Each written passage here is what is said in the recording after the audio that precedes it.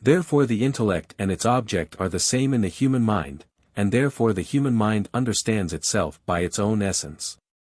On the contrary, it is said, De Anima 3:4, that the intellect understands itself in the same way as it understands other things. But it understands other things, not by their essence, but by their similitudes. Therefore it does not understand itself by its own essence. I answer that, everything is knowable so far as it is in act, and not, so far as it is in potentiality. Metaph. 9, did. 8:9 For a thing is a being, and is true, and therefore knowable, according as it is actual. This is quite clear as regards sensible things, for the eye does not see what is potentially, but what is actually colored.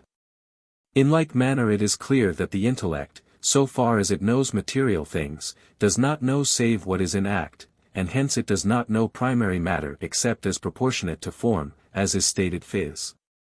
I. 7. Consequently immaterial substances are intelligible by their own essence according as each one is actual by its own essence. Therefore it is that the essence of God, the pure and perfect act, is simply and perfectly in itself intelligible. And hence God by his own essence knows himself, and all other things also. The angelic essence belongs, indeed, to the genus of intelligible things as act, but not as a pure act, nor as a complete act, and hence the angel's act of intelligence is not completed by his essence. For although an angel understands himself by his own essence, still he cannot understand all other things by his own essence, for he knows things other than himself by their likenesses.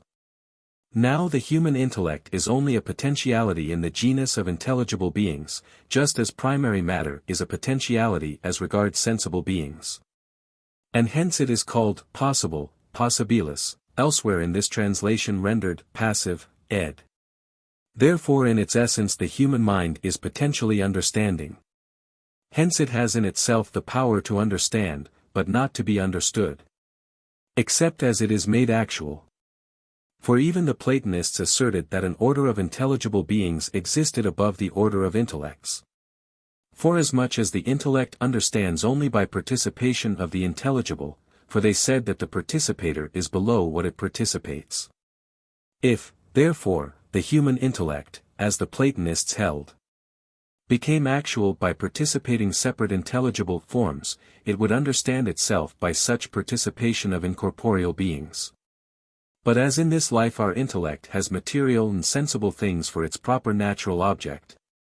As stated above, 84 Quetzales, a. 7, it understands itself according as it is made actual by the species abstracted from sensible things, through the light of the active intellect, which not only actuates the intelligible things themselves, but also, by their instrumentality, actuates the passive intellect. Therefore the intellect knows itself not by its essence, but by its act. This happens in two ways, in the first place, singularly. As when Socrates or Plato perceives that he has an intellectual soul because he perceives that he understands. In the second place, universally, as when we consider the nature of the human mind from knowledge of the intellectual act. It is true, however, that the judgment and force of this knowledge, whereby we know the nature of the soul, comes to us according to the derivation of our intellectual light from the divine truth which contains the types of all things as above stated, 84 Quetzales. A. 5. Hence Augustine says, De Trin. 9, 6, we gaze on the inviolable truth whence we can as perfectly as possible define, not what each man's mind is, but what it ought to be in the light of the eternal types. There is, however, a difference between these two kinds of knowledge, and it consists in this, that the mere presence of the mind suffices for the first, the mind itself being the principle of action whereby it perceives itself. And hence it is said to know itself by its own presence. But as regards the second kind of knowledge, the mere presence of the mind does not suffice. And there is further required a careful and subtle inquiry. Hence many are ignorant of the soul's nature, and many have erred about it. So Augustine says, De Trin. X. 9. Concerning such mental inquiry, let the mind strive not to see itself as if it were absent,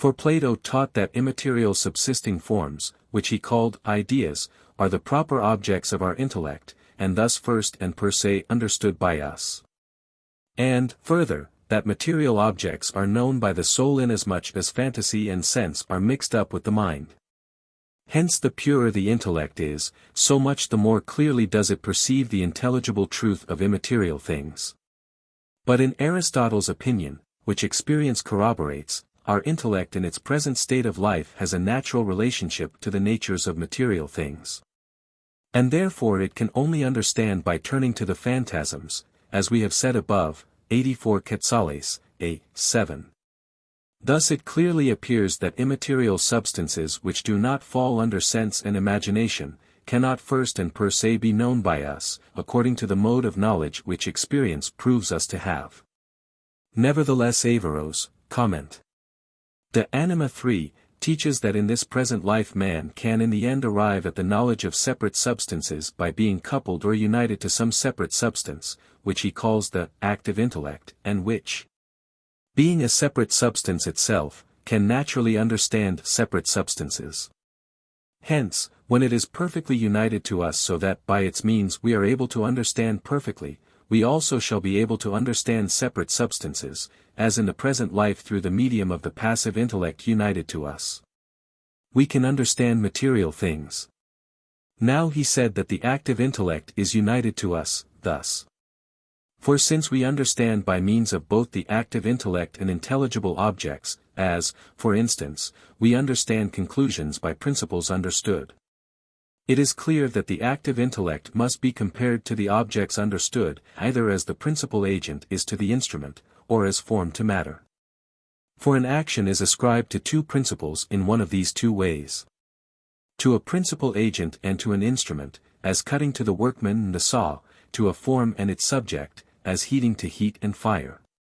In both these ways the active intellect can be compared to the intelligible object as perfection is to the perfectible, and as act is to potentiality. Now a subject is made perfect and receives its perfection at one and the same time, as the reception of what is actually visible synchronizes with the reception of light in the eye. Therefore the passive intellect receives the intelligible object and the active intellect together. And the more numerous the intelligible objects received, so much the nearer do we come to the point of perfect union between ourselves and the active intellect. So much so that when we understand all the intelligible objects, the active intellect becomes one with us, and by its instrumentality we can understand all things material and immaterial. In this he makes the ultimate happiness of man to consist. Nor, as regards the present inquiry, does it matter whether the passive intellect in that state of happiness understands separate substances by the instrumentality of the active intellect, as he himself maintains. Or whether, as he says Alexander holds, the passive intellect can never understand separate substances, because according to him it is corruptible, but man understands separate substances by means of the active intellect. This opinion, however, is untrue. First, because, supposing the active intellect to be a separate substance, we could not formally understand by its instrumentality, for the medium of an agent's formal action consists in its form and act. Since every agent acts according to its actuality, as was said of the passive intellect, Q. 70, a. 1. Secondly, this opinion is untrue, because in the above explanation, the active intellect, supposing it to be a separate substance, would not be joined to us in its substance, but only in its light, as participated in things understood. And would not extend to the other acts of the active intellect so as to enable us to understand immaterial substances. Just as when we see colors set off by the sun, we are not united to the substance of the sun so as to act like the sun, but its light only is united to us, that we may see the colors. Thirdly, this opinion is untrue, because granted that, as above explained, the active intellect were united to us in substance, still it is not said that it is wholly so united in regard to one intelligible object, or two, but rather in regard to all intelligible objects. But all such objects together do not equal the force of the active intellect, as it is a much greater thing to understand separate substances than to understand all material things.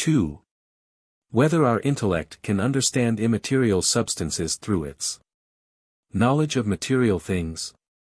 Objection 1. It would seem that our intellect can know immaterial substances through the knowledge of material things. For Dionysius says, Seal. Here. That the human mind cannot be raised up to immaterial contemplation of the heavenly hierarchies, unless it is led thereto by material guidance according to its own nature. Therefore we can be led by material things to know immaterial substances. Obj. 2. Further, science resides in the intellect. But there are sciences and definitions of immaterial substances, for Damascene defines an angel, defied orth 2, 3. And we find angels treated of both in theology and philosophy. Therefore immaterial substances can be understood by us. Obj. 3. Further, the human soul belongs to the genus of immaterial substances. But it can be understood by us through its act by which it understands material things. Therefore also other material substances can be understood by us, through their material effects. Obj. 4. Further, the only cause which cannot be comprehended through its effects is that which is infinitely distant from them, and this belongs to God alone. Therefore other created immaterial substances can be understood by us through material things.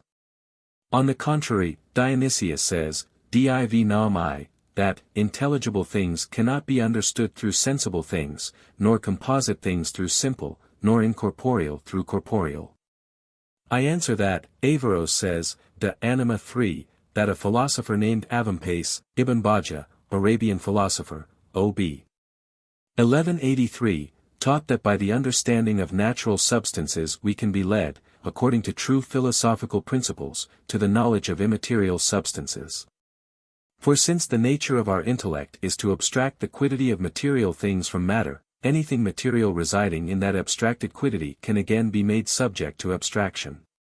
And as the process of abstraction cannot go on forever, it must arrive at length at some immaterial quiddity, absolutely without matter, and this would be the understanding of immaterial substance. Now this opinion would be true, were immaterial substances the forms and species of these material things, as the Platonists supposed. But supposing, on the contrary, that immaterial substances differ altogether from the quiddity of material things, it follows that however much our intellect abstract the quiddity of material things from matter, it could never arrive at anything akin to immaterial substance. Therefore we are not able perfectly to understand immaterial substances through material substances. Reply Obj. 1. From material things we can rise to some kind of knowledge of immaterial things, but not to the perfect knowledge thereof. For there is no proper and adequate proportion between material and immaterial things, and the likenesses drawn from material things for the understanding of immaterial things are very dissimilar therefrom, as Dionysius says, Seal. Here. 2. Reply Obj. 2. Science treats of higher things principally by way of negation. Thus Aristotle, De Seal. 3, explains the heavenly bodies by denying to them inferior corporeal properties. Hence it follows that much less can immaterial substances be known by us in such a way as to make us know their quiddity, but we may have a scientific knowledge of them by way of negation and by their relation to material things. Reply Obj.